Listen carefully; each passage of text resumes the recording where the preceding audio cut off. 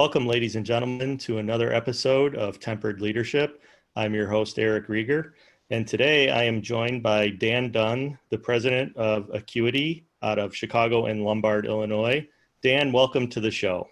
Hey, Eric, thanks for having me. It's my pleasure. Dan, you and I have known each other for quite a while, and as it turns out, you're in the IT space too. Who would have thought? That is right. Two guys who took the plunge, but yeah, absolutely. And so I want to start off by you and I, people who don't know us, if they were just looking at us outside, our offices are probably 20 minutes from one another. On paper, we should be considered competitors, but ever since you and I were introduced to one another, it's been completely the opposite. We developed a friendship pretty quickly, and we've been helping one another probably almost a decade now. I think it's been that long. So tell me what your mindset was, because obviously it took us about 5 minutes to, in that first meeting to realize that, hey, this is a guy I want to be part of my inner circle. What was it in your mindset that you didn't see me as a competitor? I didn't see you as a competitor. We just, immediately clicked and have been, pretty good friends and shared a lot of trade secrets, resources, what have you over the years. What's your mindset in approaching it that way? Yeah, so I think, the first part of it was mutual introduction. Charles, that we both know and had a relationship with and respected, or do respect quite a bit, had mentioned to me that he has a friend, Eric, who is in IT, and that the working relationship that you've had with him was one where he could see a lot of similarities between what not only are we doing at Aqueity, but also my personality, challenges that we're having, successes, and all that. So when I basically heard about you, it was kind of like you were already teed up as somebody I was excited to meet, and I didn't approach my first engagement with you as a competitor, but really as a friendly introduction to someone who we both had a lot of respect for. And if he saw something in both of us that identified as really compatible personalities, then I think I went at it with a different mindset. So when we first met, I had the advantage of knowing quite a bit about you, and as well as maybe doing a little more homework before we got together for the first time. And because of Charles' introduction and then just meeting with you for the first time, I definitely saw what he saw, and that was somebody I could see as being a friend. And my thought was, if there's somebody else who is in a similar space to what we are, there would be a lot of opportunity for me to learn from you, and there might be opportunities for me to share things that we're doing as well to make you guys stronger on the business side. And then probably just the personalities are really similar. I think you and I both joke around and bust each other's chops and kind of keep us honest, which is something I identified quickly with who you were as a person. So naturally, then I was gravitating to you as a person who I could see being a friend. And then we also had a business in common. So that's my perspective. I'm not sure what you're talking about, because everything I've ever said to you has been completely 100% serious. I know. So you thought I was joking? Yeah, exactly right. So. Whoops. Well, this is going to be a short interview. It will be great. It's awkward now. Yeah. Well, that was the whole theme of the show is how awkward can we make it?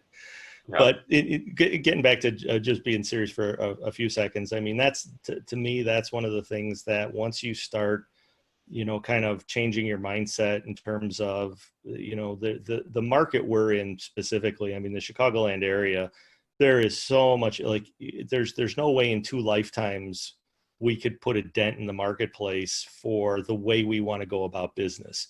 Now, there are a lot of companies out there that are just trying to sign up clients as fast and as furious. It's all just about growth.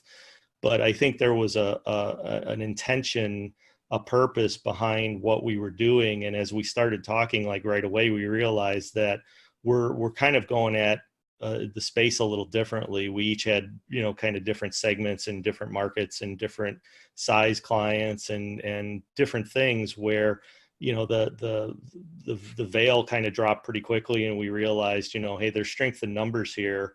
If you make a mistake and learn something, if I make a mistake and learn something, why have the other guy make that same mistake, especially the painful ones in the IT space? you and I have been going at it for probably close to half a century between the two of us. Mm-hmm. And there's been a lot of painful moments. And so, that's to me, has been another strength and we also have another friend, John from Wadent, who's part of our little triad. And, that's been another, for me, key addition from a leadership perspective is I learn from you guys, and that shortens the cycle. It shortens the learning curve, Mm-hmm. which then again, the people that work for us and the people who are, clients of ours, they benefit from that. They benefit from this triad relationship, and, how we're sharing the experiences, especially in things we learn too that are good. It's not all mistakes in IT. It's we do actually, intentionally do some good things that we share as well. And I personally think it's significantly contributed to our growth. I don't know how you feel on your side, but it's definitely made a big difference. I don't think we'd be anywhere near where we're at today without this partnership, relationship, friendship, all of the ships. Yeah, no, I would agree with you. It's an interesting story too. When I met John, initially it was a salesperson who cold called into my office and was asking if Aqueity needed someone to help with their IT services. And I kind of joked a little bit and said, yeah, maybe we do, but we kind of do the same thing you guys do, and would love to talk to your CEO. And while it was a little awkward exchange with their sales rep, it was nice to be able to connect with John, being that he was also within the area, and then quickly realized he had a similar mindset too about the power in numbers, and we could learn from each other's successes as well as we could learn from mistakes that we've had made over the years, and try to avoid or to navigate differently in those waters. So and I think I've seen that if I look at our relationship. So you and I have known each other for 10 years, maybe John 5 to 6 years, maybe somewhere in there, is that as things become more serious when it comes to security, I see that even now the conversations we're having where none of us want our clients to be impacted by any kind of high impact security event. There's a lot of stuff that we're all trying out and able to share that knowledge. So that collective, like you said, really does help our clients quite a bit. And there's tons of times where you guys aren't getting credit by name, but something that we've learned in our group together that we've rolled out and clients have appreciated. It's a nod to you guys too for the advice and things that you've seen that have been successful. Well, I think one of the things that makes our little group so successful, like you were saying, is the fact that we're all vulnerable. We're all willing to be vulnerable in front of one another. Mm-hmm. So there's, you can go back in the history. We've all had issues, and we've all had, periods of time that have been a little rough. And, a lot of times, people who would be considered competitors, that's the last thing that they want to share is you don't want your competitors to know your weaknesses. And by God, I think the three of us, we know every single flaw, every weakness that the three of us have, and we complement each other well in those areas to where we don't let a weakness of one person in the group become a weakness of the entire group. And together we've become stronger because of that. And that to me, that's always been kind of a key component of leadership, is being willing to be vulnerable, in front of your team, in front of your clients, in front of your peers. Not necessarily to show weakness all the time, but just to hey, we're all human. We're all going through this thing together. And, the more vulnerable you allow yourself to become, the more open, the more you're learning, the more other people then tend to open up. I've found even people who are very close-lipped, tight-lipped, they see somebody doing it, and then all of a sudden a couple people are doing it. And it's now it's almost like peer pressure. You don't want to be the one not sharing because then you look like the jerk in the group. It's well, wait a minute, everybody else is sharing. I'm just here taking. So there's kind of that power of intention, power of vulnerability. And I think that's played a role in our success together as a group as well. And I think, to your point, if it's really superficial, or you come across as over the top robotic, you're not sharing this information. Yet, you might not be achieving the goals that you set forth. It's okay, so this person is coming across really just trying to protect a lot of information by not being vulnerable. They're not only exposing areas of weakness, but really what are they gaining from the group? Because while they might seem to be taking, are they really listening? And you're right, Eric. I think that's the magic that works with the three of us when we get together. I think also too, it's when any of us are having a great week, a great month, a great day. We had a huge success and we landed a big client or a big project. It's knowing that I can't wait to talk to you guys and share that with you. And it's not a brag, but it's I know that you guys will be happy for the success we had. And then the flip side is when we're dealing with a significant challenge in the business as well, to be able to say, hey guys, I'm hitting a tough spot here. We had a large client that left us. We have a couple key employees who are not happy. I'm not sure if it's a culture issue. What is it? Then the more information that you guys have, I found that the more you can contribute because you really know what the root of something is, as opposed to me just getting together for lunch and saying, "Hey guys, everything's going great," and that doesn't do any of us any good. And it's not genuine. So. I think that's another important point from a leadership perspective is it's not like any of us are going to sit down and have those deep conversations with our staff, no matter how close we are to them. Like I'm very close to a lot of the people that work in our organization. I mean, I consider most of them, if not all of them, family. A few of them are fairly new and they probably look at me a little weird going like, I've been here 2 weeks and you're already looking at me like I'm family, but that's kind of how we're doing things. But there's just certain things that if you shared them, you'd probably scare them, and they start to see a weakness. And it's not so much that, it's just they don't have the perspective of being in the role that you do. Whereas, the three of us can sit down at any given time and share something and you have that genuine perspective because it's like, oh yeah, I've been there. Or I might not have that same exact thing that you're dealing with, but I know what you're feeling because you have the weight of the world on your shoulders sometimes because, you're responsible for all these lives. Yeah, it's interesting too, because, you hear like growing in the business where leaders will say, don't get too close to your team because one day you'll have to have a tough conversation with somebody and that conversation will be that much worse because, you don't have that friendship or you do have that friendship with them and you're afraid to see what they might say. And I've read quite a bit lately just around the vulnerability aspect, as well as in your team getting to know that you are human and that human element is something they can connect with and will want to connect with and rally around and help you achieve the vision you're setting for the company. And so the little risk you have of exposing yourself to your team members in a way that really connects, either what's going on in their lives, you consider them friends, you consider them family, there's a time where they'll have a last day at the company, either something that would be a change yourself as a leader or a change because they're looking for opportunities outside the business, but to be able to appreciate them being part of the journey and helping them grow and feel connected, the little risk of being hurt as a leader because they're leaving, I think it pales in comparison to the connections and the growth opportunities you have while you're together. And that's something I've noticed from a couple of the newer people that have come into our organization is, we're really starting to do a much better job on the recruiting and just from an, I don't like the term HR, but from that standpoint of, making sure we're bringing the right people in and we're able to give them the right career path. The last two gentlemen who have joined our organization have both introduced us to their former employers, and we're striking up, friendships with them. I wouldn't say like there's any kind of a business relationship going on, but it's kind of like our organizations where there's some opportunities to work together. Both of them left on good terms, and you could see that there's some good leaders out there that are they don't burn bridges. There were circumstances where things had to change, like you said. They weren't going to stay with the organization.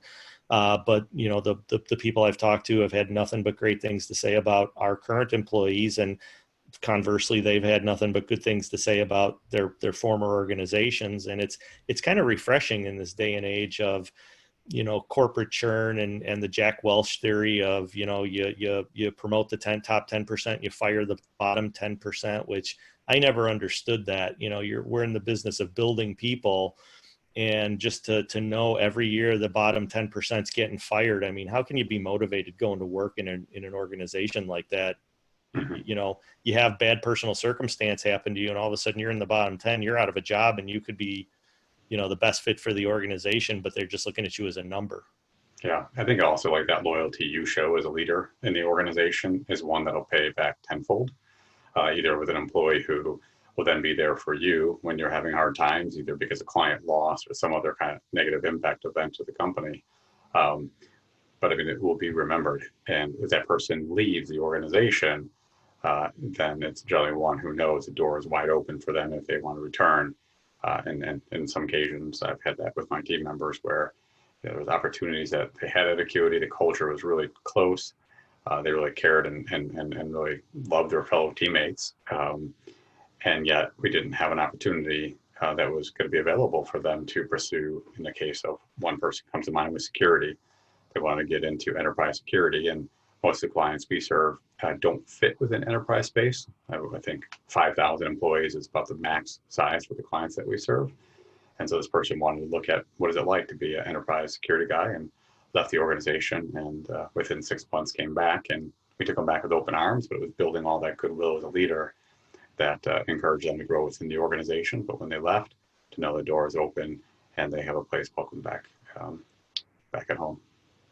Yeah, I think the only exception I ever make to that rule, and we have had to do that on rare occasion, is when there's been just an egregious core values violation. Yeah. Like integrity. Somebody flat out lies, and either to you or to the customers or what have you. It's hard to rebuild that trust. And everybody should get a second chance, I believe. But once that trust has been damaged, it's so hard to rebuild it when the person has proven that given the chance they're not going to follow the integrity, the backbone, the core values of the organization. Yeah, I agree. I don't know how that's recoverable. I think it's one of those agree to disagree and then not re-engage, because you're right, once that's shaken, I think at that point you're just waiting for that event to happen again in the future, and it will happen. So it's best to not get yourself in a situation to make and that. those are the tough things being leaders too, because the other thing is everybody else in the organization is looking to you like, what are you going to do about this? Mm-hmm. Because if you let it go, and then the core values just don't mean anything after that, they're just words on a piece of paper or slogans on a wall, and everybody's just going to look at them and go, well, the last time somebody violated, it didn't matter to you, so why should I care? Slippery slope, very slippery slope. It can go sideways pretty quickly if you don't hire and fire based on them, clients and employees. I mean, that's goes both ways. Yeah, it is interesting too, because you're right, it goes both ways. And even with clients, if you have a client whose culture doesn't fit yours, you'll end up losing your A players because they won't want to service those clients. And I'm sure that, over the years, we've made those mistakes by keeping a client too long, or even keeping a team member who had a really great skill set, but just did not fit well within the internal culture. And so we would always make excuses for this person is loved by the client. The client likes when they call, likes when he's on site, he or she's on site. However, back in the locker room, rock star on the field and cancer in the locker room. And the team is just waiting for us to make a change. And if a performance improvement plan isn't going to cut it, best thing to do is cut that bad apple out of the mix. So. Yeah, and I was on a webinar this morning with Simon Sinek's group. So they're doing their Infinite Game series online, and they're talking about I think it's the Marines and the military in general. If you're a high performer with a terrible attitude, that's the worst possible combination. They would take a low performer who's a team player 100 times out of 100 over somebody who's a much higher performer but with a terrible attitude, because you just can't trust them. When the chips are down and you need them the most. I mean, you look at what the military does. Somebody who's not trustworthy. I mean, you're talking tens, hundreds, thousands, tens of thousands of lives. It's no different in what we do. I mean, it's not necessarily that people are going to die, although if you're in healthcare, and there was that ransomware event in Germany now where somebody actually died because the equipment got locked up. But that's the thing. I mean, it just takes one small cancer to just spread like wildfire through the culture. Mm-hmm. And it's hard to recover from events like that. Yeah. I mean, I think your integrity is something that is so key as a leader too, right? Because if someone sees that your integrity could be waived or is negotiable, right? I mean, as a leader, how would anybody follow somebody who's not sure, you know, that they're not going to stand by their morals and their values? So I think when you see that in other people, that definitely is a cause for concern. And then as a leader, it's critical that you don't have gaps in your morals, of course, and then just the integrity of who you are and what you say.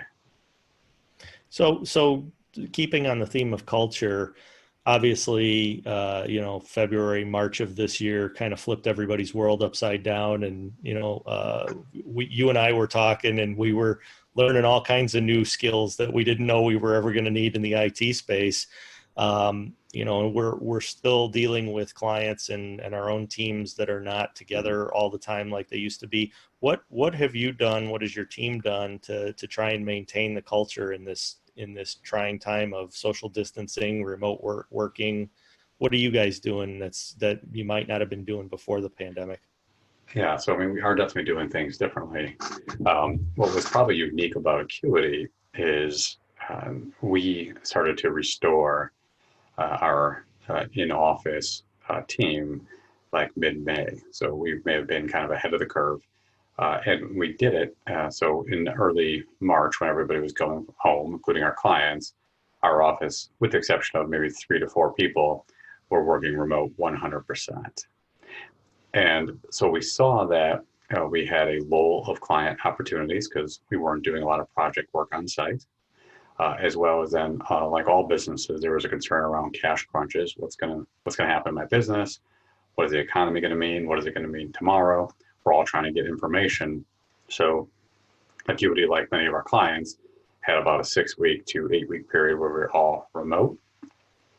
I looked at the business and I said, okay, the tail end of May to June, I have a sense that it'll be important for us to get our business back to a new normal and fully engaged, because I have a sense that a couple months of a lull of things not being done, meaning projects that were put on hold, service visits were no longer happening, equipment that was aging is, maybe 2 months later, 3 months later, is going to need repair, that we need to really start to get ahead of things and start bringing our team back together in a fashion that, gets kind of like business back to normal. So when you talk about the COVID and the social distancing, our office layout was conducive to 6 feet apart for desks. We took out a lot of chairs. We've done a lot of stuff in the office where we knew that we'd have a lot of people that'd be closer than 6 feet away. Our office does require, when you walk in, there's a head scanner to have your temperature checked. A lot of the policies that many businesses have put in place too, as far as if you're running any kind of a fever, then quarantine home for 14 days. The mask requirement when you're walking about the office is something that Acuity has. When you're at your personal workspace, you're definitely 6 feet away from others. So, you don't have to wear the mask when you're on the phone. And what we found is the spirits of our team with having a lot more people together at the office, not on top of each other, but restoring back to going into the office. We started to see a shift in less conversation around COVID and more conversations around the business and the growth of the business. And in return, what we've seen is just a massive uptick in revenue, energy, culture. So far it's been great. That being said, we also know we're going into a flu season and we'll have to be a little bit more agile to kind of adapt to, if somebody gets sick, what does that mean? What kind of alarms go off? And how do we adjust? And it does seem like a lot of our clients who previously didn't have presence in an office are starting to come back as well too. Not everybody in the team, but 25 to 50% of their staff kind of coming back in waves. Yeah, two things that you said there. One is you have a beautiful new office. I remember when you first invited us out there to take a look at it. I mean, you really did it up nice, and you're right. The space that you have there, you could take credit and just say you were ahead of the time. You're a planner. You're a futurist. You knew this was coming. You moved ahead of time. You were ahead of the curve. You had everybody beat. But the other thing I'm glad that you clarified was when you said you had a head scanner. Then you went into it's for temperature only, because if you put in like one of those real head scanners, I'd never be allowed back in because you'd be like, oh, here comes a mental case, right? That's right. putting It in. would pick up more than the temperature. It'd be like warning alarms and buzzes and fire alarms going off. Well, Yeah. everybody already knows about my well, the listeners here will get to hear about my mental health journey over the Mhm. coming seasons of this podcast. But Mhm. my close friends already know all the fun stuff that I've gone through with therapy and everything. And I'm like, oh my gosh, he's got a head scanner. I'm never getting back in that office again. How about it? How about it? It's funny, Eric, too, because like we talk about restoring back to the office, it was also a point, I don't know how you felt, so I would be curious, but, maybe like late April, early May, when I had a sense of how COVID was affecting those that were at high risk, first and foremost, and how it was affecting others of different age and pre-existing conditions. I remember thinking, I don't want to be in the passenger seat of business, and so we'll have to adapt our processes. We'll have to keep our team safe. We'll have to make sure that everybody understands the rules and regulations for being at the office as well as being at client sites. But I can't have my destiny controlled fully um, by like the government. And what I mean by that is there was opportunities for the PPP funding, which was helpful. But I was like, hey, at the end of the day, the team members who are here as part of Acuity and the culture, they're going to be looking to me to make sure that they have a job to pay their bills. And I think that's what started to kick in May, which is I'm not going to be on the reactive side of everything. Let's get proactive. Let's start re-engaging. Let's start making stuff happen as opposed to having stuff happen to us. And it was a big shift, and it could have been I was cooped up as well at home too long. And I'm like, I got to get out of here. So any Well, reason that's to kind of shift out of this, but I definitely saw it as a negative down spiral. And when you talk about mental health and things that affect you and your emotional state and all that stuff too, I saw that with myself. I saw that with my son. And I was like, wow, some things have to start restoring so you feel like you have control as opposed to everything that's happening to you. Well, you just touched on one of the biggest challenges and one of the biggest responsibilities of leadership. In my eyes, from all the reading and mentoring and learning that I've done, is the number one job of a leader is to build more leaders. Mm-hmm. But kind of 1B is you have to create a sense of safety for the team, and Mm-hmm. that's exactly you hit it on the head. Is they want to know they're going to be safe from a health perspective, and right behind that, they want to know they're still going to have a job, Yeah. because you saw the numbers on TV. I mean, they were staggering. If you were in the restaurant industry or if you were in the travel industry Yeah. or hospitality of any kind, you pretty much, there was no safety net for you whatsoever. Mm-hmm. And, I agree with you about not letting the government control destiny. I'm not an anti-government person. Like, I'm not going to be, starting riots and things like that. But we are, as leaders, we're in control of our own destiny in that regard, and to the extent we can. And that's why having our leadership group. I mean, you and John and I, okay, what's this PPP thing all about? And there wasn't a lot of guidance coming from the government, and we're Yeah. okay, here, I found this little piece. And so then I would take the piece that you sent and I would send it out to all my clients. And, then John would get something, and then we'd send out what John got. And then I'd get something and you guys would send it out. And, that's the power of leaders working in concert, sharing the knowledge. And then everybody that worked with us or for us was the benefactor of that. And we were creating this bit of safety net, or this bit of, calm in this in troubled waters, where you couldn't turn on the TV without somebody coming at you of either we're all going to die, the economy's going to collapse, Mm-hmm. and and then you're cooped up. It's like, it's no wonder people were starting to lose it. And so that was one of our primary jobs, was to bring them back and say, look, yes, a pandemic's not a great thing, but we're going to survive this. People are going to have their jobs. It's going to be okay. Yeah. It is interesting too, because, like as a leader, clearly not everybody agreed with me. And so getting back to the office the second or third week, actually we did it over like a 6-week period of time to kind of phase everyone back in. And not everybody on my team agreed. So I could make it seem like, hey, everybody's mental health was restored. Everybody was happy to get out of the house. Everybody couldn't wait to get back to the office. And while that is the truth for the majority of the team, there were a handful of outliers who were like, whoa, I'm really bringing them back into a situation that equals instant death.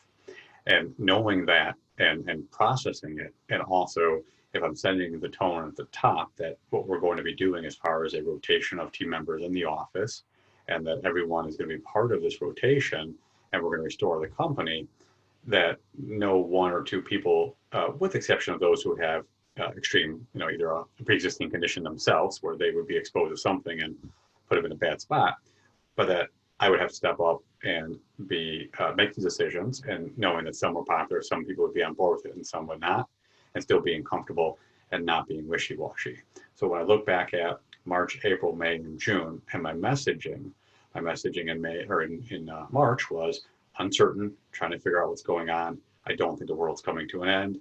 Come April, we're figuring things out. I have a sense of what this looks like.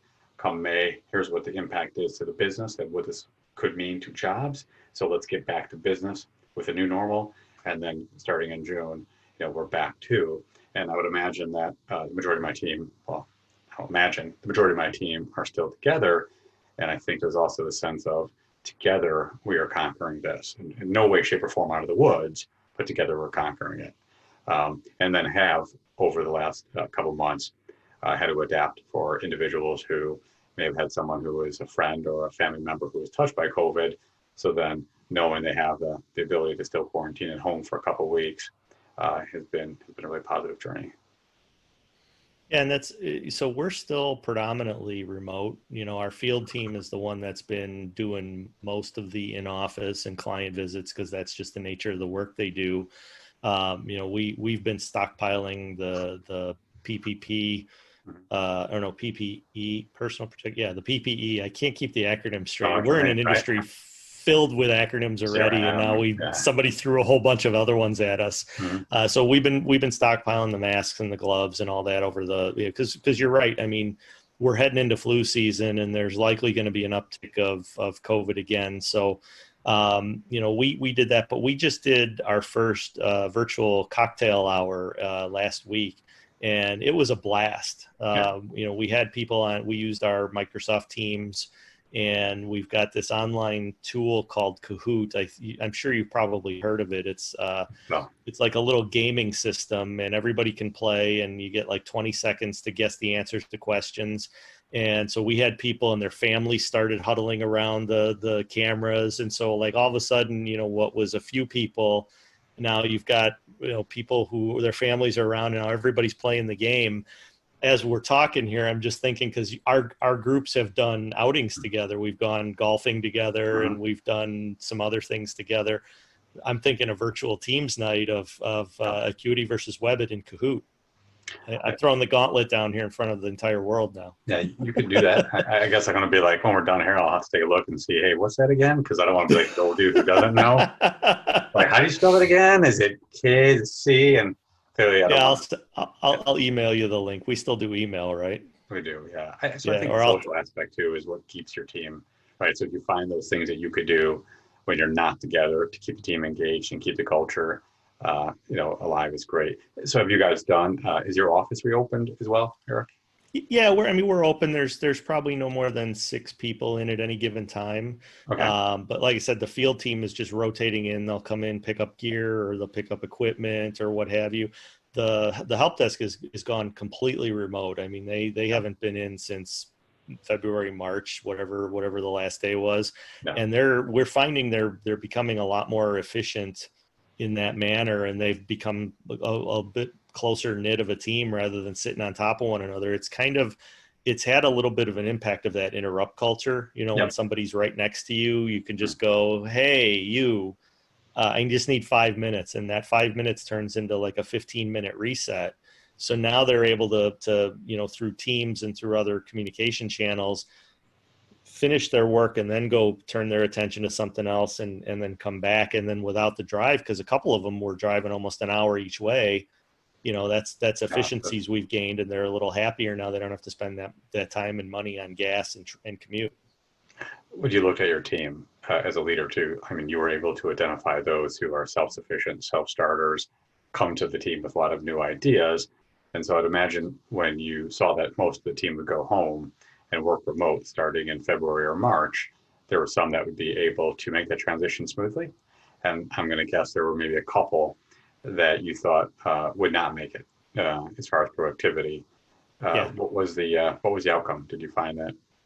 Yeah, there were definitely a few that were itching to get back as soon as that, like, the pandemic be damned.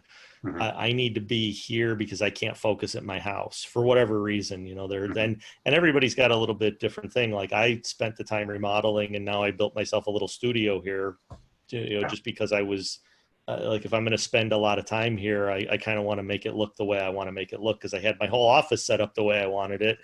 Well, now I got to set my home office up that way. But there are people, for whatever circumstances, like, they don't want to be home.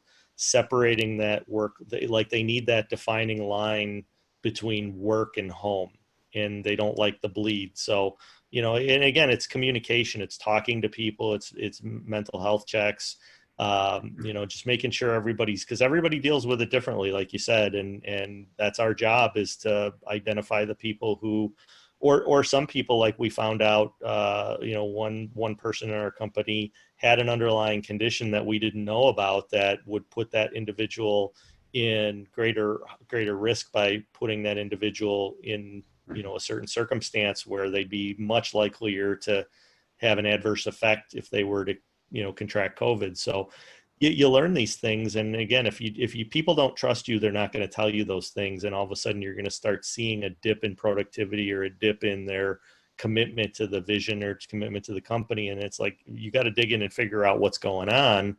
Otherwise that can spiral out of control just as quickly. We've both been in business for a while, and I'm thinking along the lines of like leadership and the topic of, would you look at your younger self and where you're at today and all the advice that you were giving over the years? When you look at maybe one book or a piece of advice that really sticks with you, maybe it didn't resonate with you when you were younger as an entrepreneur, but you wish you would have taken that advice earlier on, or you wish you had read that one book. I am curious, and I've never asked you before, but what is a piece of advice? So an entrepreneur comes into your office and says, I'm thinking about starting my business. I'm 24, 25, 26, and he or she's got a really good idea, but I only want one piece of advice or one book that you really thought was something that has a major impact on you. What would that be? Yeah, that's an easy one now. Again, having the wisdom, and having survived these years, and having good people around me. So on the first ever podcast that I did, the first episode, my coach Doug Diamond came on, and there's a book he gives every one of anybody he's working with, if he senses something's not right, and it's called "Put Your Oxygen Mask On First."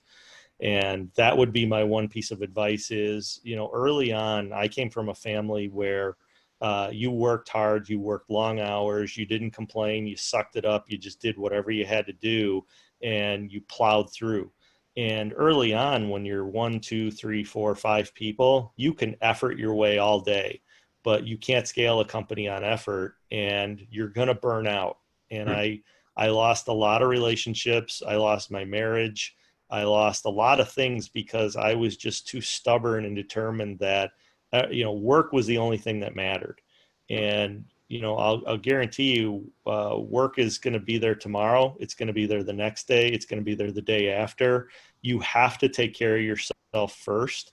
And if you're of the mindset, and there's a lot of people who are entrepreneurs and leaders who are humble, and they put everybody else ahead of them. My father was the perfect example of that. He never took care of himself. Everybody came first, and he paid the ultimate price for it. From his health, he wound up dying of cancer. He never went to see a doctor. If you were sick, you rubbed some dirt on it. That was the culture he was raised in. Men were taught never cry, don't, be tough. I cry all the time. I mean, Yeah. I have no problem telling people, like, there's a lot of emotion in this business, and just it being in business. Mhm. But if you don't take care of yourself, if you don't put yourself first in certain circumstances, you will not survive in business. Your business literally could take your life. And that would be the one piece of advice: is there are times you're just going to have to be selfish, carve out that time every day to exercise, plan ahead, make sure you're eating right, do all the things you need, because you're not good to anybody else. And you can get by on that stuff when you're in your 20s. I mean, everybody thinks they're, invincible in their 20s, Oh, yeah, right? you're not gonna die. You can do Yeah, anything you're you going to live want. forever. You could, Yeah. I could drink a 12 pack and I Oh get yeah. up, on 3 hours of sleep. Mhm. And I'll tell you what, that's the other thing that they're finding is 8 hours of sleep every night. That's part of that whole picture of taking care of yourself. Yeah. You might be able to stay awake 20 hours a day, but I guarantee you there's probably 8 of them where you're no good to anybody. Like the thoughts and ideas that are coming out of your head, they're Yep. not as good as you think they are. And you're Hmm. pretty much going to be useless. So that would be take care of yourself before you take care of anybody else, because you can't take care of anybody else if you don't take care of yourself. Yeah. Yeah. I No, feel like we flipped roles and now you're doing the podcast. Did you no, just take over the show? I mean, it's, it's, hey, natural leaders, right? But This is why I had you on. that's right. But I mean, the question is something that I also asked that though, because I'm getting older, so clearly a lot more entrepreneurs are younger, and especially those who are starting a business and asking like, what were some of the keys to success?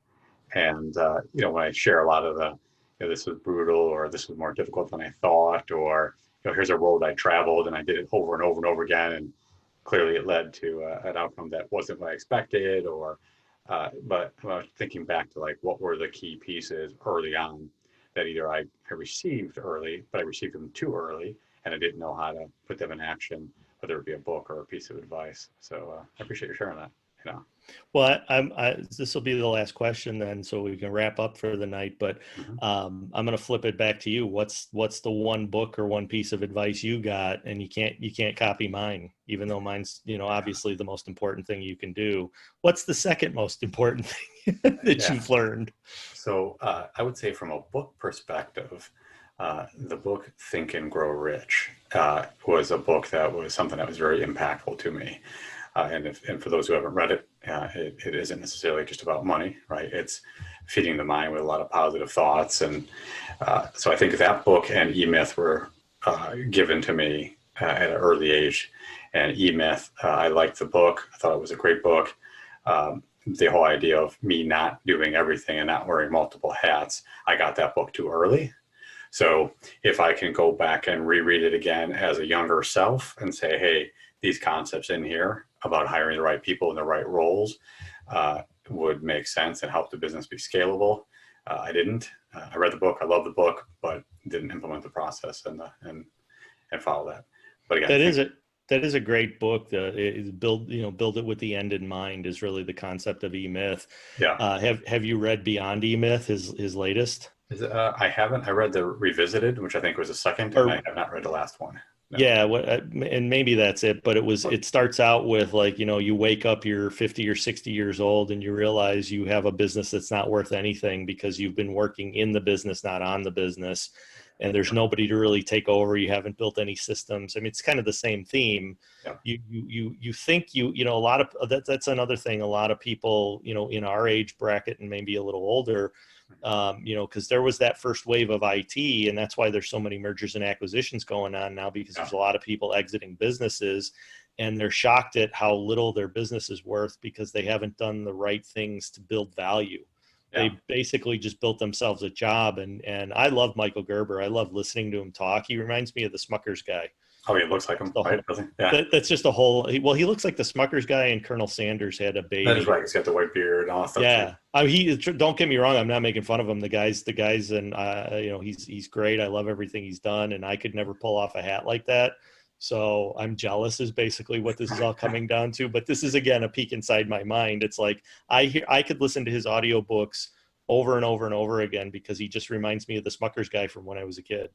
Yeah. None of the millennials or Gen Zs are going to know anything about what we just talked about, but that's okay. Like, what's Smuckers? Yeah.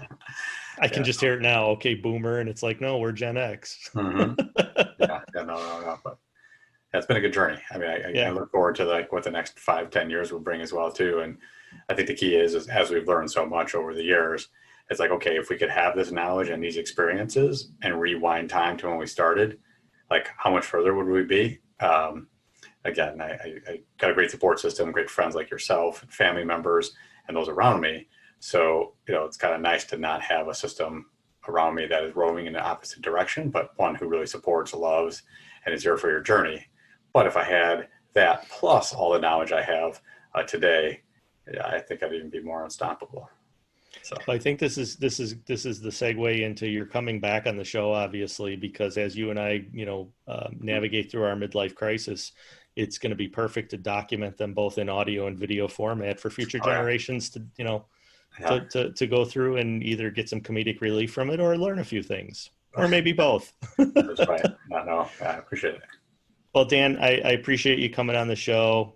Dan Dunn of Aqueity, they're out of Lombard in Chicago, Illinois. Dan, if somebody wanted to get a hold of you, what's the best way to do it? I mean, probably the easiest way to get a hold of me is you could send me an email, ddunn, DDUNN, at Aqueity, AQUEITY.com,